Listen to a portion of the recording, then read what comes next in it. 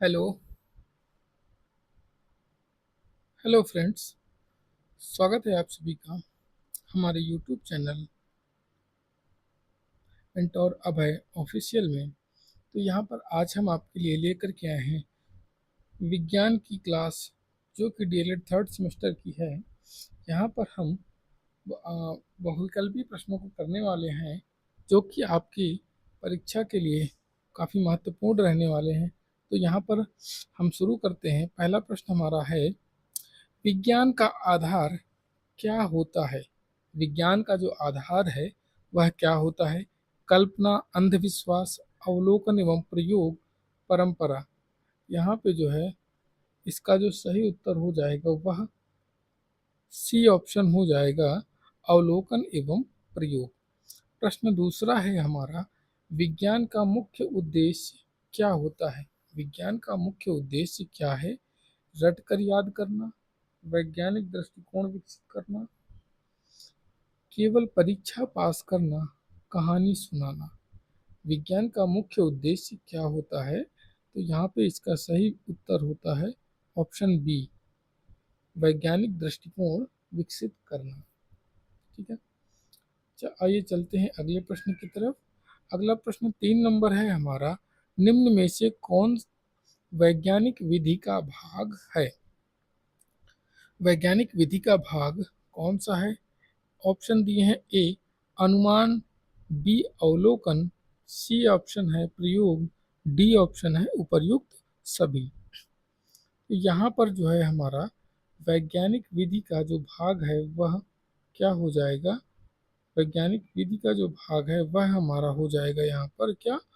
उपर्युक्त सभी। Option D इसका राइट हो जाएगा, उपर्युक्त सभी।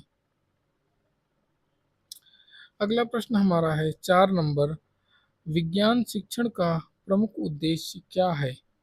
केवल परीक्षा पास करना, वैज्ञानिक दृष्टिकोण विकसित करना, केवल प्रयोगशाला का ज्ञान देना, केवल सिद्धांत पढ़ाना। यहाँ पर विज्ञान शिक्षण का मुख्य उद्देश्य क्या हो जाएगा? तो यहाँ पर हो जाएगा हमारा ऑप्शन बी इसका सही हो जाएगा, वैज्ञानिक दृष्टिकोण विकसित करना। अगले प्रश्न की तरफ चलते हैं। 5 नंबर प्रश्न हमारा है, वैज्ञानिक विधि का पहला चरण क्या माना जाता है? निष्कर्ष, प्रयोग, अवलोकन, सिद्धांत। तो यहाँ पर इसका सही उत्तर होगा, जो वैज्ञानिक विधि का जो पहला चरण माना जाता है वह क्या माना जाता है? वह माना जाता है अवलोकन। ऑप्शन सी इसका सही हो जाएगा। 6वां प्रश्न है, विज्ञान का ज्ञान मुख्य रूप से किस पर आधारित होता है? अंधविश्वास, अनुभव एवं प्रमाण, कल्पना, परंपरा। तो यह किस पर आधारित होता है? तो यह हमारा आधारित होता है अनुभव एवं प्रमाण पर। किस पर आधारित होता है? अनुभव एवं प्रमाण पर। ऑप्शन बी इसका हमारा राइट हो जाएगा। विज्ञान का जो मुख्य रूप से जो ज्ञान होता है, विज्ञान का जो मुख्य ज्ञान वह आधारित होता है अनुभव एवं प्रमाण पर। अगला प्रश्न है 7 नंबर प्रश्न हमारा है, निम्नलिखित में से कौन विज्ञान की विशेषता है? तर्कसंगतता, वस्तुनिष्ठता, प्रयोगत प्रयोगशीलता, उपर्युक्त सभी।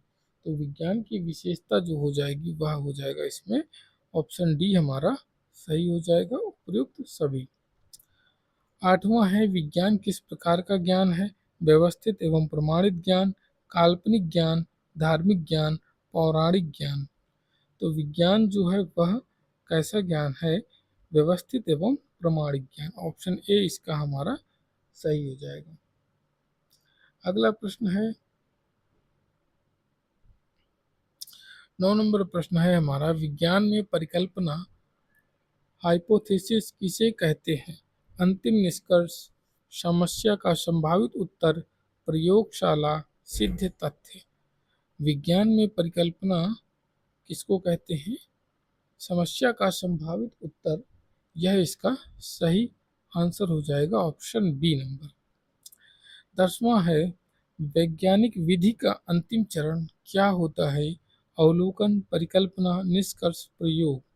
वैज्ञानिक विधि का जो अंतिम चरण होता है वह हो जाएगा हमारा यहाँ पर निष्कर्ष। सी ऑप्शन हो जाएगा सही। ऑप्शन सी इसका हमारा राइट हो जाएगा। अगला प्रश्न है हमारा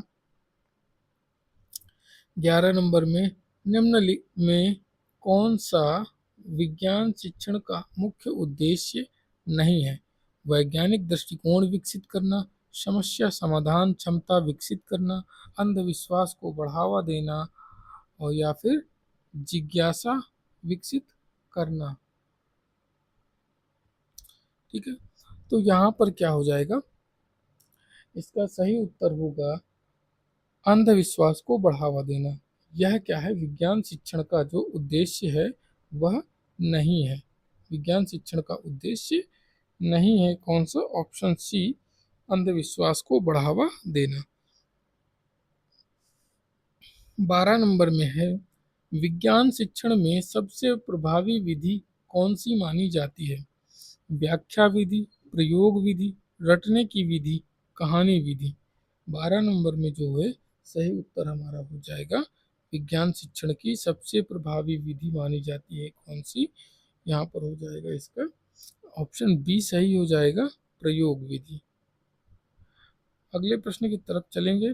अगला प्रश्न हमारा है 13 नंबर, विज्ञान का अध्ययन करने से विद्यार्थियों में क्या विकसित होता है? तार्किक सोच, वैज्ञानिक दृष्टिकोण, समस्या समाधान क्षमता, उपर्युक्त सभी। तो ये सभी जो है विकसित हो जाते हैं। तो यहाँ पे हमारा ऑप्शन डी इसका राइट हो जाएगा। अगला प्रश्न है 14 नंबर में, जीवित प्राणियों का अध्ययन किस विज्ञान के अंतर्गत किया जाता है? जीवित प्राणियों का अध्ययन किस विज्ञान के अंतर्गत किया जाता है? तो इसमें हमारा सही उत्तर हो जाएगा क्या? ऑप्शन सी, जीव विज्ञान के अंदर जीवित प्राणियों का अध्ययन किया जाता है। 15 नंबर है, पदार्थ की संरचना एवं गुणों का अध्ययन किस विज्ञान में किया जाता है? जीव विज्ञान, रसायन विज्ञान, भूविज्ञान, वनस्पति विज्ञान। तो यहाँ पे जो पदार्थ की संरचना एवं गुणों का अध्ययन होता है वह होता है किसमें? रसायन विज्ञान में। ऑप्शन बी इसका हमारा राइट हो जाएगा। अगला प्रश्न है 16 नंबर, बल, ऊर्जा, प्रकाश एवं ध्वनि का अध्ययन किस विज्ञान के अंतर्गत होता है? जीव विज्ञान, रसायन विज्ञान, भौतिक विज्ञान, पर्यावरण विज्ञान। तो यहाँ पे सही उत्तर होगा ऑप्शन सी, भौतिक विज्ञान। पौधों का अध्ययन किस शाखा में किया जाता है? पौधों का अध्ययन विज्ञान की किस शाखा में किया जाता है? प्राणी विज्ञान में, वनस्पति विज्ञान में, सूक्ष्म विज्ञान में, और अनुवांशिकी में। किस में किया जाता है? यह करते हैं पौधों का अध्ययन तो वनस्पति विज्ञान में। किसमें? वनस्पति विज्ञान में।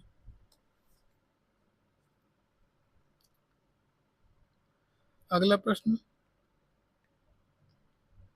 18 नंबर, प्राणियों का अध्ययन किस शाखा में किया जाता है? प्राणियों का अध्ययन जो है वह विज्ञान की किस शाखा में किया जाता है? प्राणी विज्ञान, वनस्पति विज्ञान, पारिस्थितिकी में, कोशिका विज्ञान में। तो वनस्पति वाला अभी हमने देखा, उसमें पेड़ पौधों का करते हैं। तो यहाँ पर इसका सही आंसर होगा ए, प्राणी विज्ञान। प्राणियों का अध्ययन प्राणी विज्ञान में करते हैं। अगला प्रश्न है हमारा, कोशिका सेल की खोज किसने की थी? Robert Brown, Robert Hooke, Schleiden, Swann. किसने की थी कोशिका की खोज जो है करी थी? रॉबर्ट हुक ने। ऑप्शन बी हमारा यहाँ पे सही हो जाएगा, रॉबर्ट हुक ने। अगला प्रश्न हमारा है 20 नंबर, कोशिका का नियंत्रण केंद्र किसे कहा जाता है? कोशिका झिल्ली, कोशिका द्रव्य केंद्रक, माइटोकॉन्ड्रिया। कोशिका का नियंत्रण केंद्र किसको कहा जाता है? तो कोशिका का नियंत्रण केंद्र कहा जाता है किसको? कोशिका झिल्ली, कोशिका द्रव्य केंद्रक, माइटोकॉन्ड्रिया। इसका जो हमारा सही उत्तर हो जाएगा वह होगा ऑप्शन सी, केंद्रक। केंद्रक को कोशिका का नियंत्रण केंद्र कहा जाता है। अगला 21 नंबर प्रश्न है हमारा, पौधों में प्रकाश संश्लेषण पौधों में प्रकाश संश्लेषण किस अंग में होता है? पौधों में प्रकाश संश्लेषण किस अंग में होता है? माइटोकॉन्ड्रिया, हरित लवक, राइबोसोम, केंद्रक। तो प्रकाश संश्लेषण की जो क्रिया होती है पौधों में, वह कहाँ होती है? क्लोरोप्लास्ट में, हरित लवक में। ऑप्शन बी इसका सही हो जाएगा। 22 नंबर प्रश्न है हमारा, मानव शरीर की सबसे बड़ी ग्रंथि कौन सी होती है? मानव शरीर की सबसे बड़ी ग्रंथि कौन सी होती है? अग्न्याशय, यकृत, लीवर, थायराइड, पिट्यूटरी ग्लैंड। कौन सी होती है? मानव शरीर की सबसे बड़ी ग्रंथि जो होती है वह यकृत होता है, लीवर। ठीक है। पिट्यूटरी ग्लैंड को मास्टर ग्लैंड कहते हैं।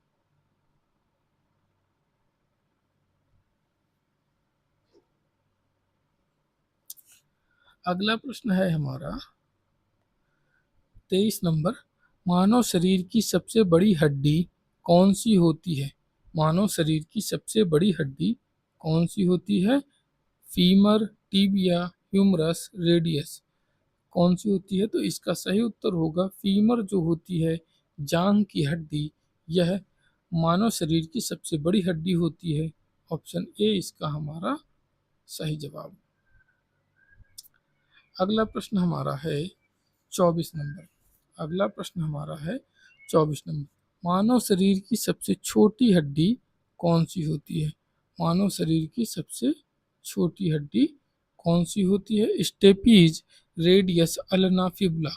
तो कौन सी होती है सबसे छोटी हड्डी? सबसे छोटी हड्डी जो होती है वह स्टेपीज होती है, कान की हड्डी होती है। और ऑप्शन ए इसका हमारा सही जवाब। 25 नंबर में क्या होगा?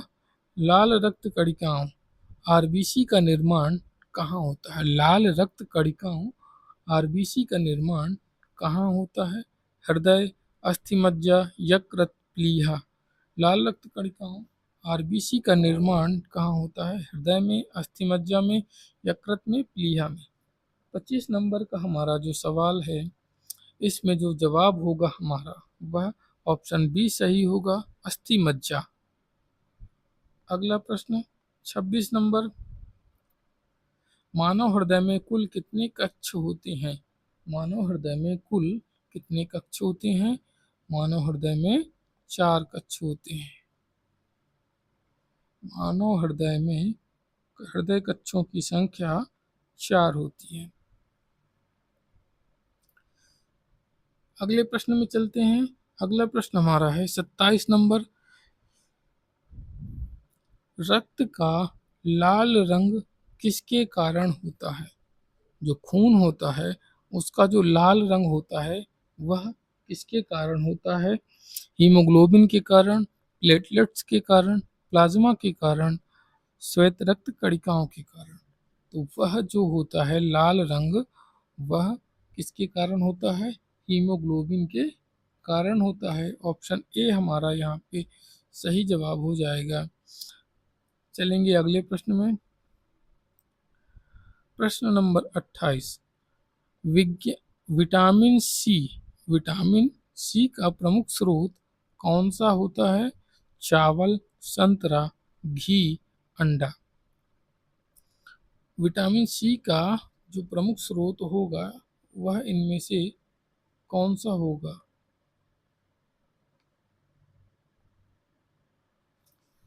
चावल होगा, संतरा होगा, घी होगा, अंडा होगा। तो यहाँ पे जो सही जवाब हो जाएगा ऑप्शन बी हमारा सही जवाब हो जाएगा, संतरा। तो आज की वीडियो को यहीं पे समाप्त करते हैं। मिलते हैं फिर ऐसा छोटा सा पार्ट लेकर के इसका। तब तक के लिए धन्यवाद। अपना ख्याल रखें। और वीडियो अच्छी लगी है, आपको इसमें जो दी गई जानकारी आपको पसंद आई है, तो इसको जो है लाइक कर लीजिए और चैनल को सब्सक्राइब कर लीजिए।